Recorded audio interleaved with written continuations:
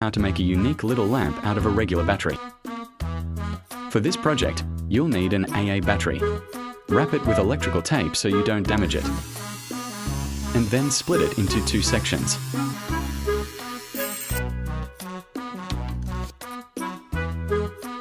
Then remove all the leftover material from inside.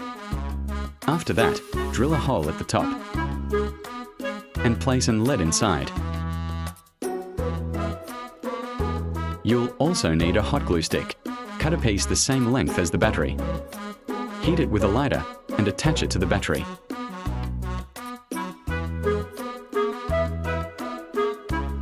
Repeat the same steps on the other side.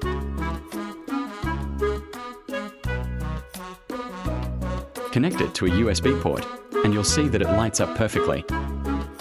Let's hit 1,000 subscribers before the end of the year.